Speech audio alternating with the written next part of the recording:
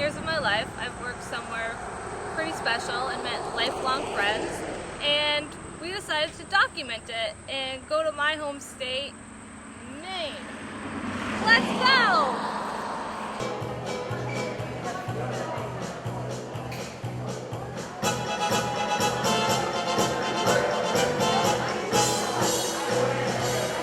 Walk right in, sit right now. Everybody clap your hands. Walk right, sit right now. Everybody clap your hands. Well, everybody's talking about a good way of walking. Do you want to use your mind? I said, walk right in, sit right now. Everybody clap your hands.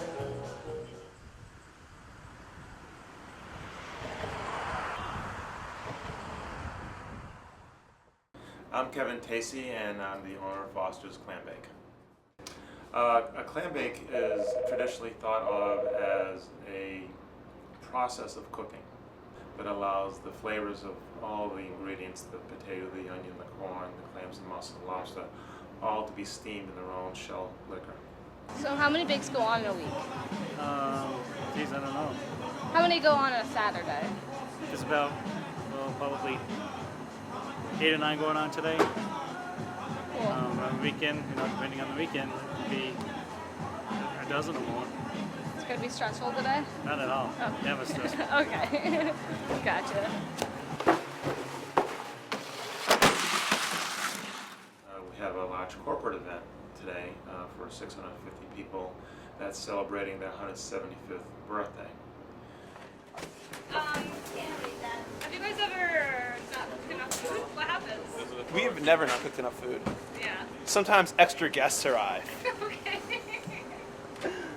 and then we shoot them. Allie, what are you doing right now? I'm cooking 283 chicken. You're the climate leader. Yes. What does that mean? That means that I'm responsible for cooking the chicken, making sure that all our stuff is packed. To count things.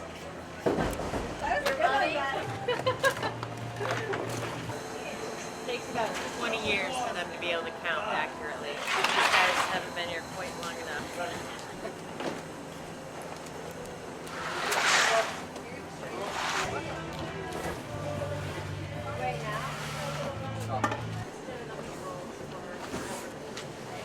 I grabbed it on top. These are not the right ones. Bill Foster was the original owner, and it was a family-run business, and he started officially being Foster's Downeast Clambake back in 1951. I'm Bill Foster. I'm Phoebe Foster. Bill and I have been married for 65 years. Now you guys started Foster's Clambake? Yeah, we were in the florist business and the landscape business. Came this time of the year and there was nothing for anybody to do, mowing lawn, dried up and everything, so we had a chance to do some clam bakes for people, and so we did, and that's how we got started. And then we got a call from Betty Crocker to Betty Crocker, Richard General Mills, to do a clam bake, and we did one for them. And you go ahead, Phoebe. And they did something most unusual. They called and said they were going to put his name in the cookbook. Wow. Betty Crocker had asked Bill to do a clam bake for her, mostly for show and tell, and so that she could take a picture of it. And so he set up an original Downeast Clambake out on Noble Lighthouse. So where's this? That was the clam bake at the Noble done for Betty Crocker. Oh, wow.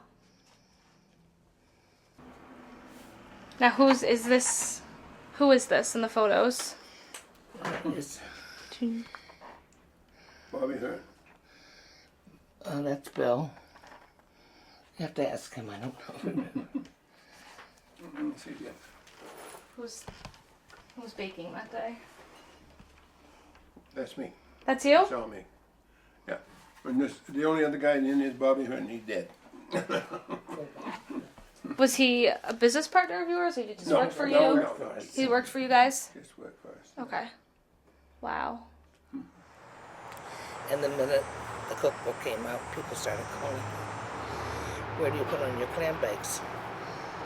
And we didn't have any special place then, so we took the gardens out back and dug up all the trees, put up a pavilion, and we were in business on 4th of July that year. And that started the phone ringing, and that really was the beginning, the official beginning of this being a real business. I'm Greg McGlashing. I'm a bake master. That's what's up. So what are you doing right now? We are building a box because we are cooking for somewhere around 600 people. This is a box. This is what we'll be cooking in. It's a wooden box with an aluminum plate with a grate inside to keep the food off the bottom. It's got, we use pellets underneath for wood because using real wood is time consuming to split and get ready. You light it, cause the wire to boil, get steam going. You put the plastic top on right there. It's plastic so you can replace it when you break them because we break them a lot. That's the one time at your house. And that's that. It's the cook. It takes anywhere from half an hour to an hour and a half depending on the amount of food you're cooking and what temperature you're running.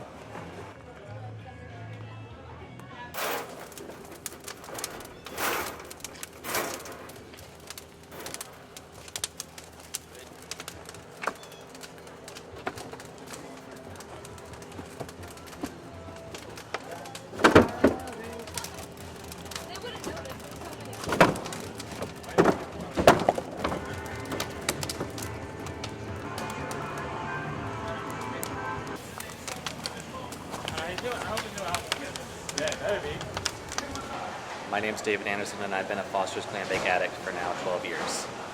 Come on in. Thank you. All right. In here in the pavilion? Yeah. This is where it all happens. This is where a clambake becomes real and alive. So how many people does this pavilion hold? Well, we'd like to say about 400 people. Okay. Yeah. It gets pretty hopping when there's 400 people in here. Okay. The Tune Man does his thing back up there. Yep. The band seems to never show up. You know? What else would you like to know about the pavilion? And we serve back here? Yep. Behind the white fence? Yep. All right. Season 5 chicken. 5 chicken. Oh my gosh. We do a lot of tour groups, and they love coming here because, you know, it's a old historical meal, plus they get the Tune Man who sings all their favorite songs and everything. A lot of tours from all over Massachusetts, New England, and then in the fall all over the country and the world come here. A lot of people for the first time have never eaten lobster, so it's pretty unique. Back in 1991, we received a surprising and happy phone call from the White House looking to see if we would be interested in bidding on doing a congressional picnic. And that year was going to be a theme of seafood, so that's how our name came up into the mix. After some negotiations and some conversations about how we would do it, we were chosen to be the caterer for that particular event for President and then Mrs. Bush, number 41. Not long after, President Bush gave me a call and asked if we would be interested in doing some events for them at their house in Kennebunkport. Of course, the answer was yes, and since that time, 1991, we've been doing 2, 3, sometimes 6 events a year for President and Mrs. Bush up at either their home or a local boat shop or yacht yard that they use for larger events. Jason, do you usually cook all the food together? For the most part, yeah. Yeah? And the really big events, it becomes really difficult to do that. Why do you cook everything together? It kind of steams the food, Yeah. and as the clams release a lot of water when they cook, as do lobsters, and that joins with the steam, and it kind of gives a nice flavor to everything as the flavors kind of mix together. Those lobsters are like done last week done.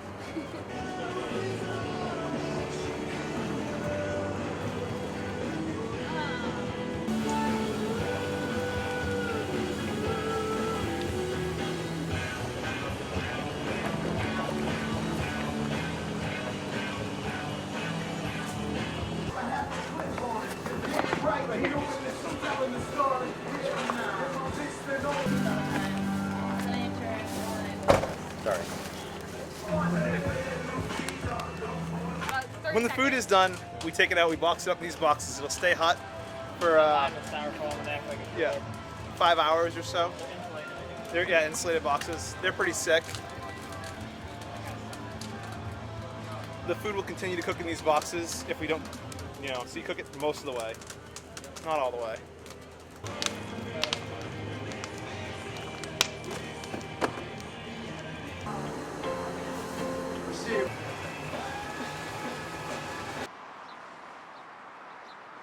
My name's Chris Lucas. I'm the restaurant manager here at Foster's. This is our restaurant. I'm cooking. All day? I have to go put up the plaque. You guys want to come with me? Yup, let's go.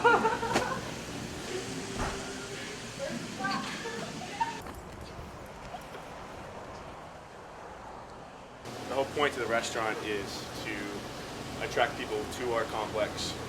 Because the business model is you satisfy someone in the restaurant, they're going to want to, they're going to remember that and want to, book a birthday, anniversary, wedding rehearsal, whatever, through our Clambake. So the restaurant is here to give people hours, to, get people into Foster's and just make us look good. Our biggest seller on our menu board is easily the lobster roll.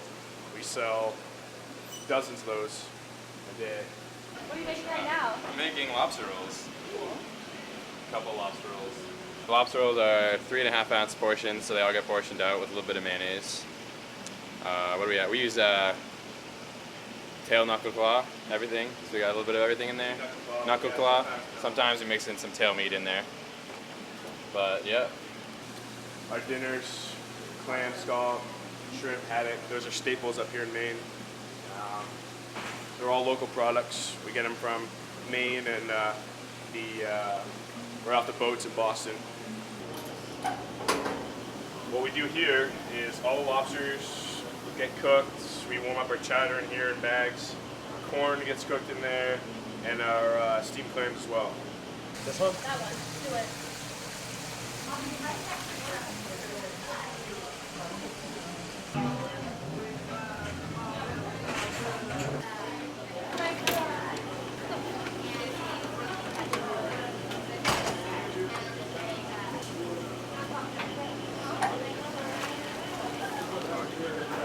We'll pull them in like 10 minutes and they'll be good to go. We have a pretty cool system. We get an order in, and the first thing we want to look at is if there's anything boiled on there, because that takes the longest. For lobsters, it's 10 minutes a pound. For steamers, it's 6 minutes an order. And what they'll do is the boiler person, whoever's stationed here, take the slip, write down the times, put everything in, pass it on down, and then we'll coordinate the fried food with the boiled stuff, and if we need anything, any chowder or anything, everything is like a streamlined system. So that when the time is up, whatever time the stuff out of the boiler is coming out, everything else is done, boom, everything goes out, nice and hot. We cook just about everything. We boil a lot of stuff. We boil lobsters, steamers, corn, hot dogs. And we fry haddock, shrimp, clams. What else do we do? Scallops, French fries, chicken fingers, grill stuff. Lobster rolls. Lobster rolls. We do lobster rolls, clam rolls, shrimp rolls. We cook just about everything that is seafood related. As you can see, we have an open kitchen. So everything that we do back here, the customers can see, which isn't a bad thing. We don't like do stupid stuff, but sometimes we don't like people just like looking at us because you kind of get nervous.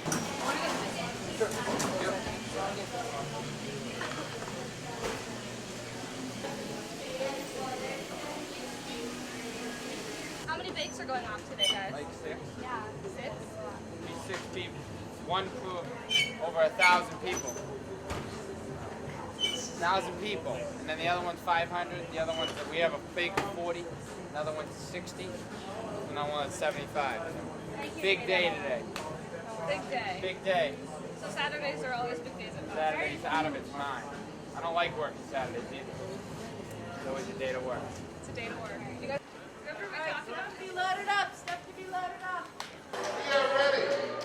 Now, one more step, and with Clambake will be on. This is the most important thing of the whole afternoon. It's called the chowder, and we do pronounce it chowder, song. And what you have to do is yell for the chowder. They won't bring it out until we yell at them. And those that yell the best get the best chowder. I don't know how it works, but it does, okay? So let's give it a try here. Let's see if we can make it work. Are you ready? Let's try it one time. Chowder! Chowder! All right, now we're getting the music. Chowder! Chowder! Chowder! Chowder! Get your chowder now.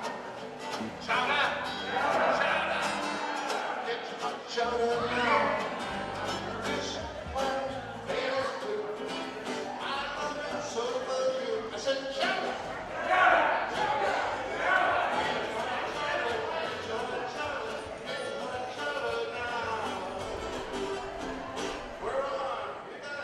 How'd it go today? Everything went great. It was really easy and no problems. No problems? What'd you guys serve today? I took care of the kids' meals. Allie? And I did the adult chicken and vegetarian. Did we run out of food? Never. Still got extra. So it was smooth sailing today. Sure was. Alright. Quite frankly, I think our staff has a culture and an attitude that is very, very contagious. It gets right to where our customers want to be. No, you shut up. No, you shut up. No, you shut up. Do you get this? No, This you here. shut up. We are. Dysfunctional being manager stupid right with an now. attitude. I think most of our customers will walk out and say, geez, that was a really good time. The staff was great, they were bubbly, they were attentive, and the food was good too. I have probably the best boss you could ask for. I tell everyone, it's just it's a blessing to come to work every day. Yeah, it's pretty chill. It's like one big happy family. It's a fun working environment. That's the impression that people leave here with. It's the fun of the tune man, the fun of people coming outside and watching the clambake being cooked over an open wood fire, so it's a different thing than being in a restaurant environment. And the whole thing is an audio, visual, smelling type of experience that you just don't get anywhere else.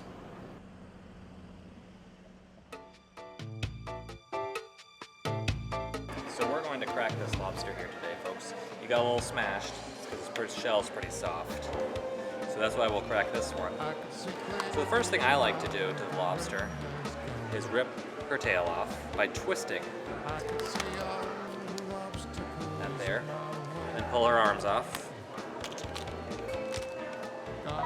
And really that is useless. Some people like to suck the meat out of here, but it's really just salt water in there, especially when they're soft shell. And there's really nothing left in there. Although I did once see a European lady eat everything out of there. I thought it was quite gross. On the tail, my favorite way to do it is to break the fins off, like that.